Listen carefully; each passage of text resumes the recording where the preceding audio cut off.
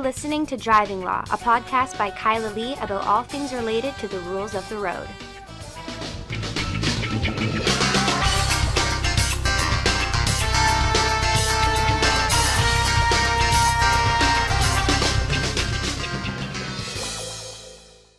Hello and welcome to another episode of Driving Law. I'm Kyla at Acumen Law, and with me my co-host, Paul Doroshenko. Hello.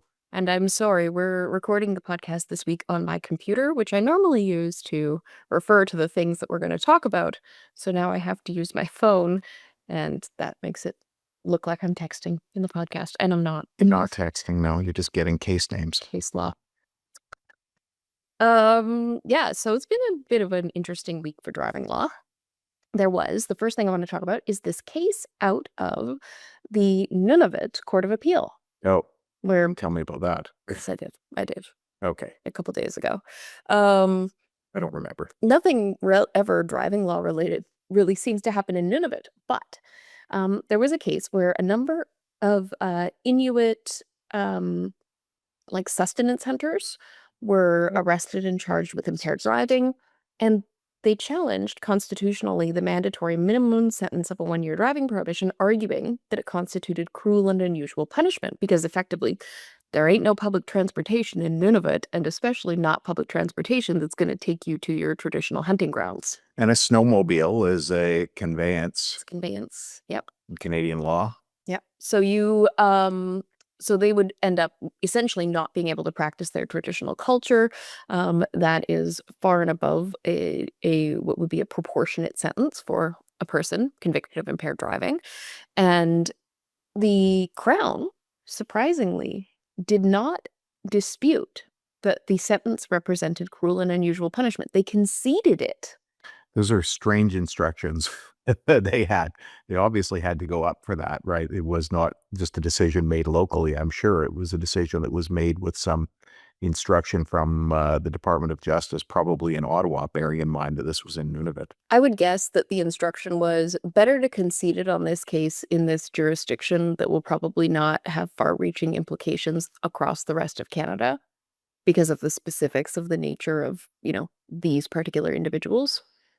I can't speculate about why they made the decision, but they conceded it there. And I think they basically probably conceded it because to do otherwise would have been foolish. And they also did not seek to justify the restriction under Section 1 of the Charter as, demonstrably justified in a free and democratic society. So they basically said, yes, this is unconstitutional.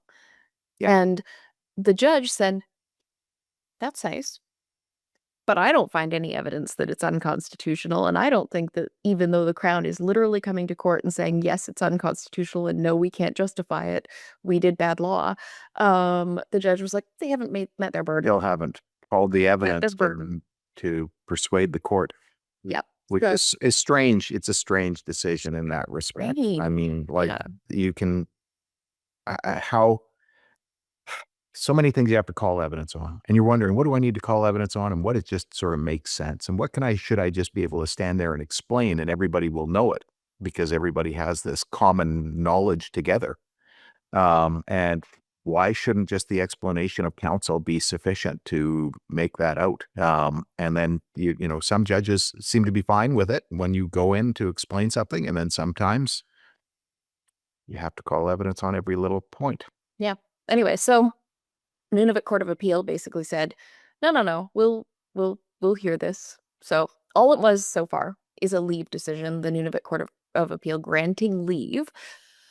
But it will be very interesting because conceding it and having the decision at a trial level in a remote court versus having an appellate level in a situation where a judge, fumbled the ball could make things much different. And with the record being what it is, the Crown conceding it, it's hard for them to now turn around and seek to justify it. For sure. What is the Nunavut Court of Appeal? Is it like the Ontario Court of Appeal, or is it like two people from Saskatchewan and two people Oh, I thought it was their own Court of Appeal. I thought they had their own. I would be surprised, bearing in mind the population there. I don't think they would have a Court of Appeal. I would think it would be the same as going to the BC Court of Appeal out of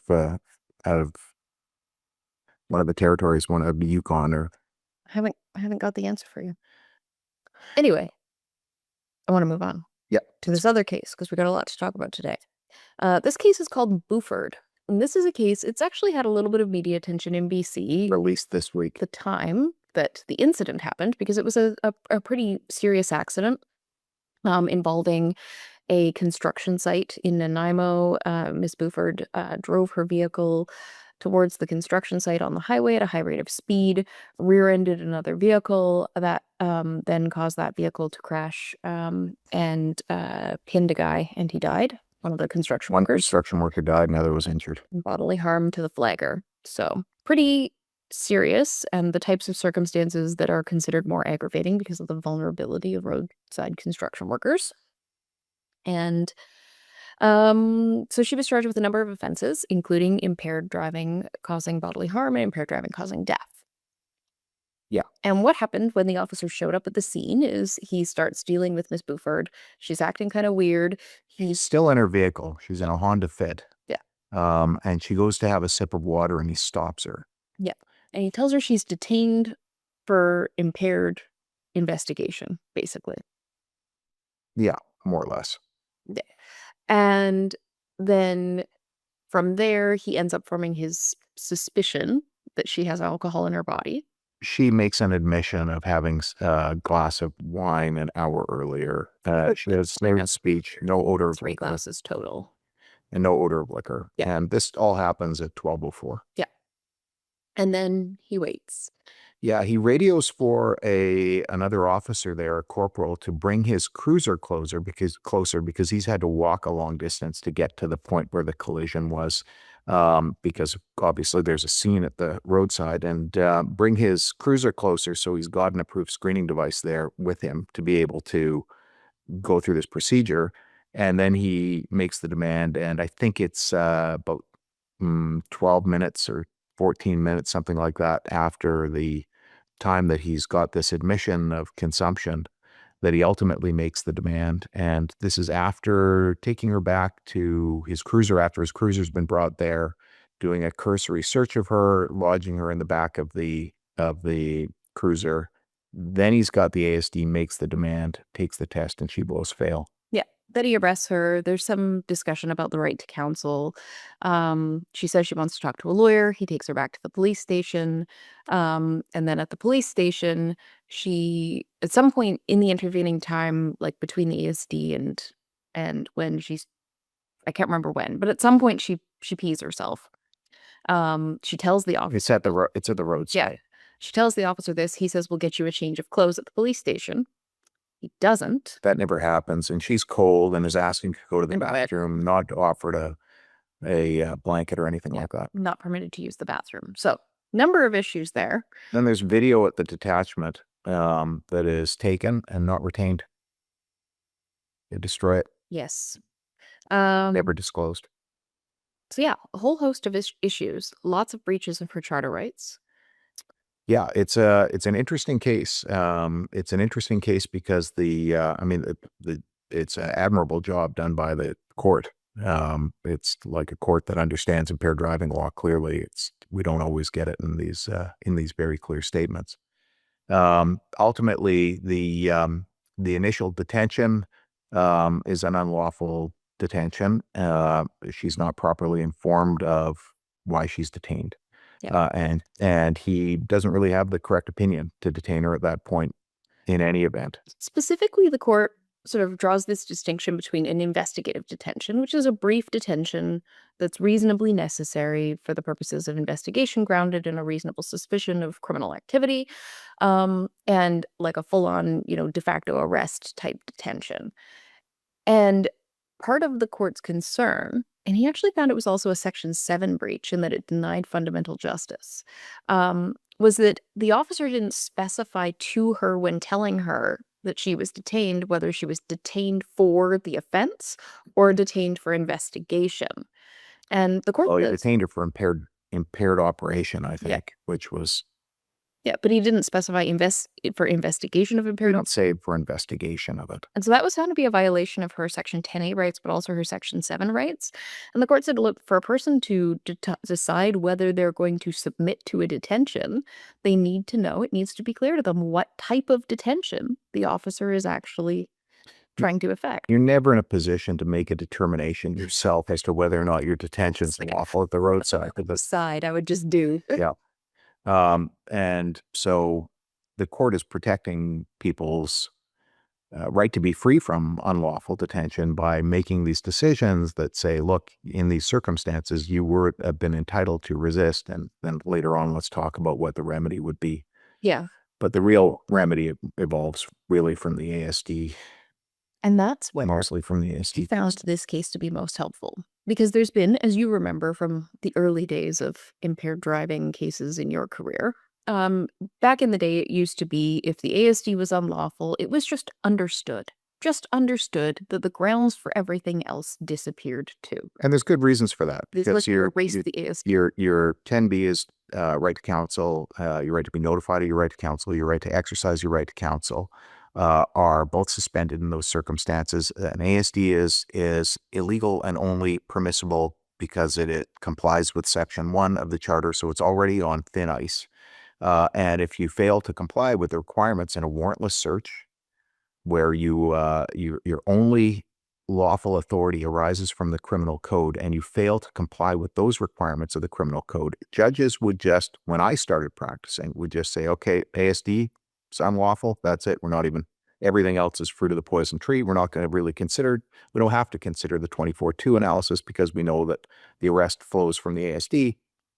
Yeah. And everything fell away, but started to drift from that into the 24-2 analysis on ASD. Should I exclude the ASD result from evidence and thereby preclude the officer from relying on it, which is then gets us to a second 24-2 analysis on whether or not to exclude the results of the breath samples.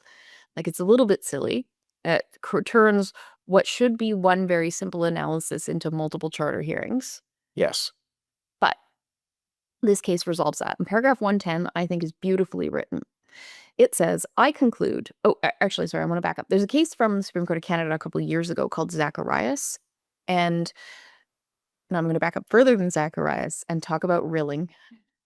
And you're like, God damn it. For those in the impaired driving world, covered my face for a second. That's interesting.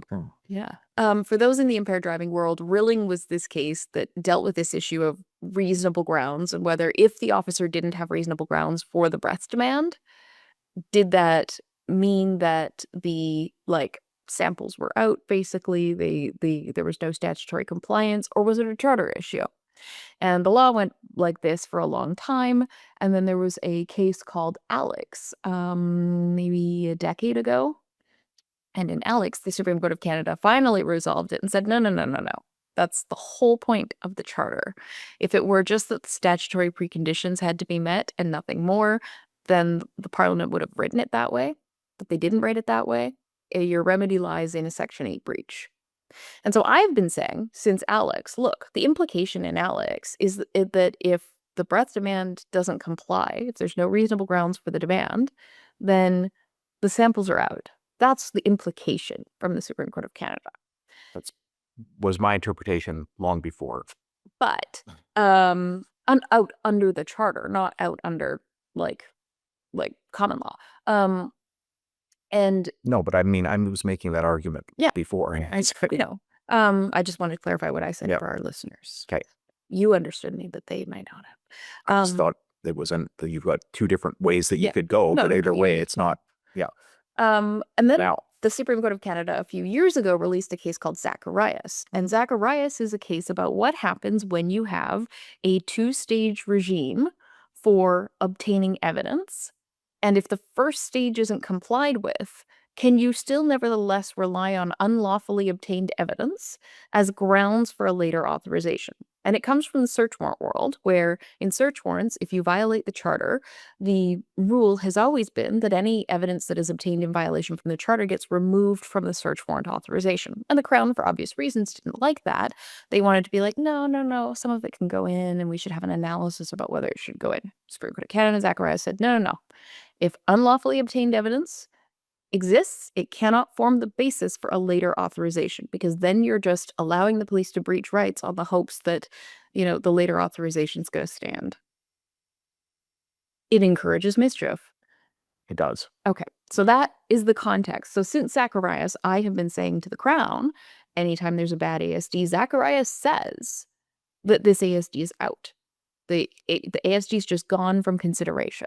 And I've even had judges push back on this in like pretrial conferences where they've said, I don't know that that's what Zacharias says. And I said, well, no, Zacharias is not about ASDs, but it's about a two-stage analysis. And I'm like, I don't know, Miss Lee. I'm not sure. But you can sure now. That was really just confirming what we thought before and what we had how we had considered it prior to the end of Stillman. Anyway. So here's Justice Thompson of the BC Supreme Court, binding on all our BC provincial court judges, saying, I conclude that the ASD result obtained after a non-compliant demand constituting an unlawful search and seizure conducted in the course of an arbitrary detention must be disregarded when considering if the police had reasonable grounds to make the 320.28 breathalyzer demand. This approach is logically consistent with the analyses of the majority of judges in Zacharias, who held that the Crown cannot rely on the product of an unreasonable search in an assessment of whether there were grounds for the arrest. I cannot think of any reason why the same principle would not have application to the two-stage search process established by sections 320.27 and 320.28. The raison d'etre of the first stage roadside ASD search is to determine if more conclusive testing is warranted in the form of the second stage breathalyzer search. If the first stage was an unreasonable search, surely it cannot be relied on as the grounds for the second stage search. Oh yeah, mic drop. Anyway, important case for that reason. That's probably the most important principle that comes out of it. But of course, there's so many other breaches found. Like, you can't let someone sit in their pee. Yeah, there's other breaches found. The right to counsel, there was no breach found there, which was somewhat interesting to me because of the way that it was set up. But of course, the judge chooses what facts they're going to tell you in their decision, and didn't find facts that would lead to a 10B violation in the implementation of the calls to legal aid and so forth. But it's also said it was on the line because there have been like 30 minutes where the police didn't do anything after they made the initial call to legal aid. Bearing in mind the fact that this woman is basically sitting there in wet pants, and cold. But the judge said no, it was okay. But it's an interesting, very clear case. And if you're interested in impaired driving law, it's certainly worth reading. The sad thing is the mistakes that were made and how we ended up in this situation. Because really, this will lead to an acquittal. That's not the end of it, but it's she got acquitted of the impaired. Yeah. And the over 80, she was convicted of the dangerous. The driving was real bad.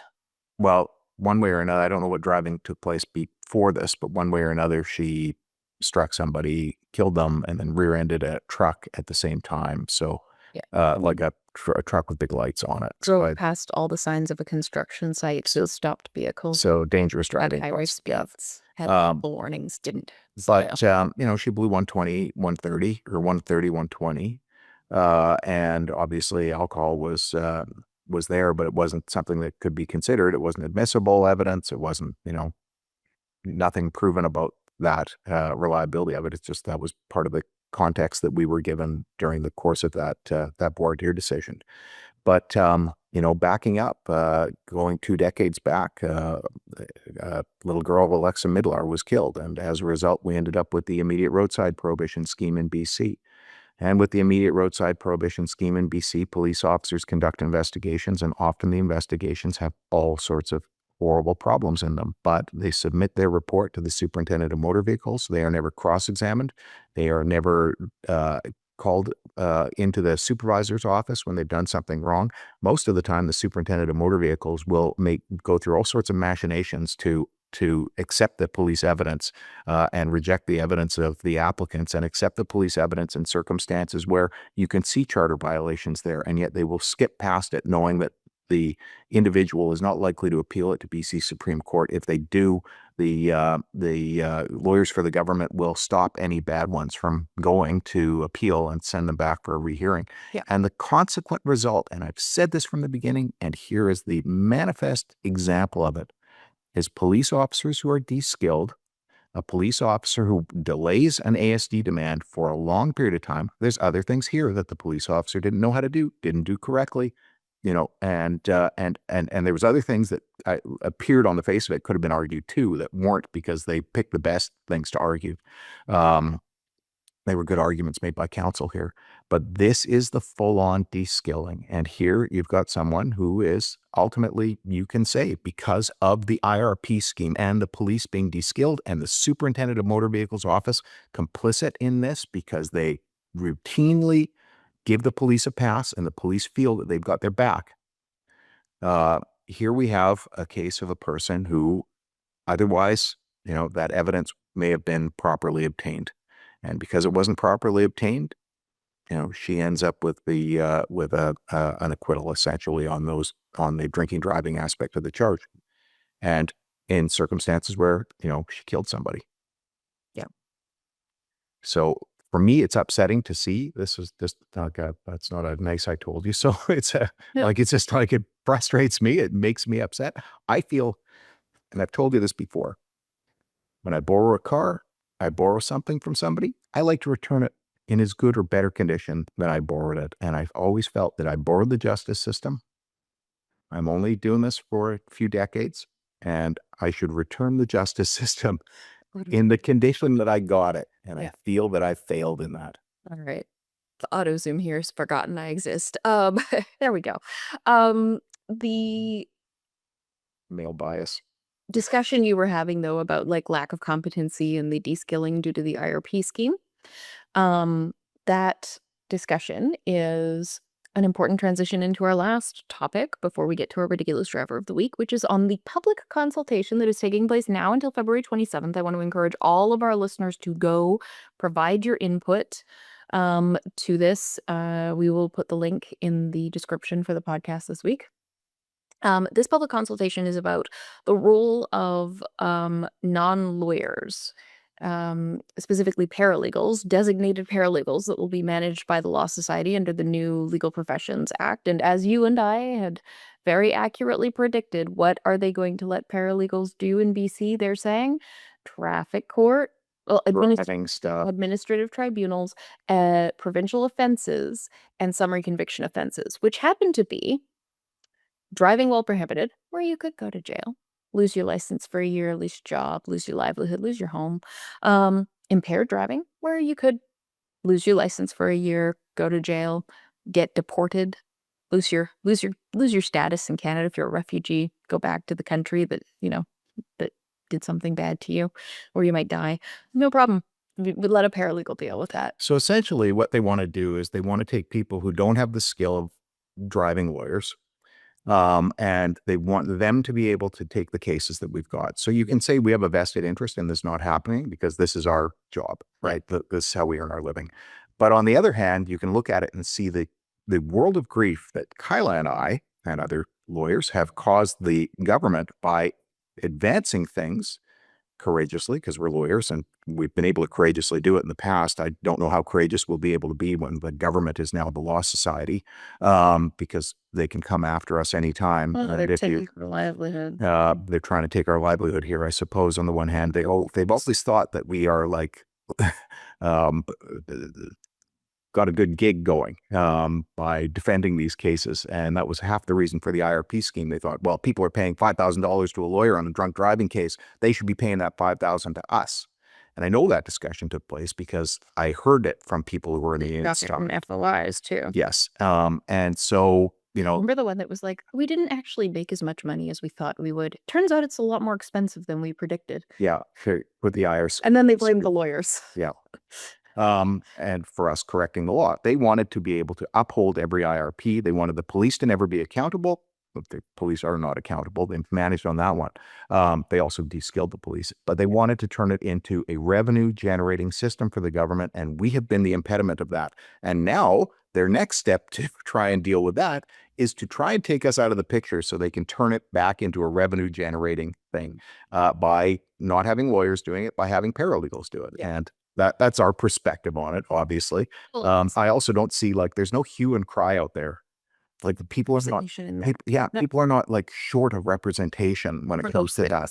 There's family law stuff.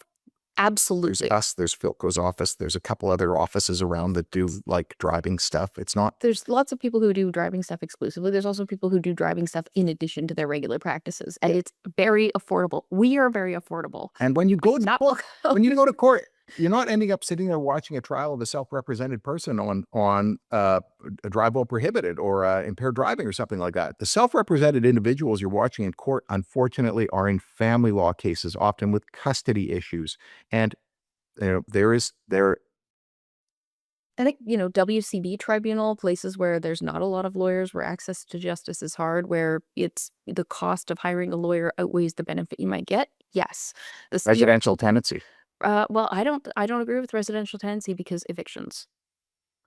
Yeah. I think for something other than evictions, like short of eviction, maybe like getting your security deposit back or something like that, damage disputes, that type of thing. But evictions, I think it should be lawyers. No, but when it's an issue about money, when it's a dispute about like fixing the dishwasher or something like that, like it's, that should be a paralegal. You don't need a lawyer because you can't, the cost all related to it does not justify having counsel. Yeah. But, they also they sell you on this myth. And this is when it happens, if it happens, and this is why your voice is needed, because if you have been listening to 430 episodes, this is our 430th episode, 430 episodes of driving law, you probably know by now that this is a really complicated area of the law. And they're going to sell you. The government is going to sell you, and paralegal firms are going to sell you on the myth that this is simple, that you don't need a lawyer, that anybody could handle this. Paralegals are equipped to do it. And it's just not true. If you're a listener of this podcast, you know how complicated it is. We've also gone through lawyers in our office who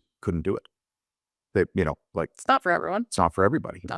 They're competent lawyers, are good, but they weren't lawyers who could do this specific thing. We're just very lucky that we have the group that we have now. I've definitely had friends who've picked up, they're criminal lawyers or other types of lawyers, and they've picked up the odd file in traffic court or an IRP or something, and they're thinking they're just going to do it as a favor to whoever or whatever. Do it for a friend. Yeah, do it for a friend or do it as a favor to a really good client, and they get in over their heads. And these are trained lawyers, and they get in over their heads in places like traffic court. I've been to traffic Someone court. got in trouble. I have been to traffic court where lawyers have gone to traffic court thinking it's probably not that hard. I can do my own traffic ticket. And I've had to intervene to help them in the moment like that. It's not as simple as you think. So the government knows this. They know it's complex. They know that it's not, but they are operating under the assumption that they can persuade enough of the people in the province that it isn't, and therefore, and they're doing this in the in this context here of claiming that there's an access to justice issue. That's always what's held out, and there's these people at the big firms are more than the big corporate firms are happy with that. Why? They the heads of those big corporate firms have a motive too. Yeah. They like young lawyers to be easier to hire for less money. And we're looking at a potential AI hitting the legal profession, which it's going to hit all sorts of different professions. Should lawyers be charging $15 an hour for their work? The perfect storm, Paul. A paralegal handling your impaired driving case using ChatGPT to figure out the defenses. And it will happen. RIP. Pretty much guaranteed. Yeah. So I never understood this, but man, we've faced this over and over for the last 15 years. And even before that, I faced it. Years ago, those ticket people wanted to come to BC. They were prohibited from setting up in BC because there was a court order, and it's still in place, prohibiting them from coming and just using retired police officers acting as paralegals. It wasn't permitted. That court order will continue to exist unless the government consents to have it. There's lots of ways it can be undone by legislation. They have to undo it, is the point. They will have to take steps to undo it. Probably. But the previous version of the Law Society, when it wasn't run by the government, took the position, and I spoke out about it and talked to them about it when I was speaking out about it, took the position that, look, we protecting the public means having people who are lawyers dealing with these things. And there's lots of we can explain the particular powers, authority, and role of a lawyer in this We're just assuming that you understand that, but that could be another podcast for another day. There is also a blog post going up on my website, kylalee.ca, if you want to check it out. But Paul, let's now just get even more depressing. I feel like our podcast is starting on like a good note, the constitutional challenge in Nunavut, and it's just getting increasingly more depressing. Interesting constitutional challenge in Nunavut. We are ending on a depressing note. Well, these are not bright and cheery times. No. So our ridiculous driver of the week is actually the ridiculous DMV of the week. So Florida, you don't hear that much about Florida these days anymore. Back when the election was running and Ron DeSantis was out there supporting Donald Trump, you did. But now Ron DeSantis is sort of hiding under the blankets because the Trump regime's poll numbers are down to 0, and a lot of people are realizing that they've been sold something completely different from what they ended up getting. But it hasn't stopped Florida from being not a great place for many reasons. Yeah. And one of them now is that Florida is now canceling the driver's licenses and requiring people to retake their driving test if they did not take and pass their driving test in English. So doesn't matter if it's Spanish, doesn't matter if it's Mandarin, doesn't matter if it's Turkish. So our ridiculous Indigenous language. Our ridiculous driver of the week is the state of Florida, not just a Florida man, as it has been many times. It is the state of Florida canceling driver's licenses purely on racism. You think about it. You're Spanish, you speak English, you've been speaking English for racism. Same and whatever. It's always hand in hand. Be white people that speak Spanish. I know. What if you speak French? That's what I was going to say. I mean, you could be an immigrant from France, and you could have a driving test person who is fluent in French too, and you guys could conduct the test and pass the test in French. And now they're going to cancel it. But really, of course, let's talk about what we know here. It is to go against people who are Spanish speaking. That is what it was intended to do. And it's to try and cancel driver's licenses for people who got their driver's licenses speaking Spanish. Despite the fact that even though you might not be able to recognize the word stop, although you probably do know that one if you passed your driving test, the stop sign still looks the same. It's that red octagon. It's the same everywhere. They passed the test. They did the road test, presumably. They passed the test. So your driving skill has been assessed. So Florida is making a declaration that if you have a mother tongue other than English, they don't want you there. And your English might be pretty good, and you may have just chosen to do it in Spanish because you had a Spanish assessor there conducting the test with you. And they're going to cancel your English might be terrible. You might not have all your teeth. That's true too. You can't read by choice, and you can pass your driving test. Yeah, just because you managed to. Yeah, your English might be awful, but you did it in English. Yeah. Ridiculous. Absolutely ridiculous, but not in the fun, pleasant way. Yeah, well, it's in the dark timeline way that we're in right now. We are in the darkest timeline. Okay, on that happy note. Well, that's our podcast. If you have a driving law-related issue, you can find us online at vancouvercriminallaw.com or give us a call at 604-685-8889 and tune in next week for another exciting episode of Driving Law, and hopefully a less depressing one.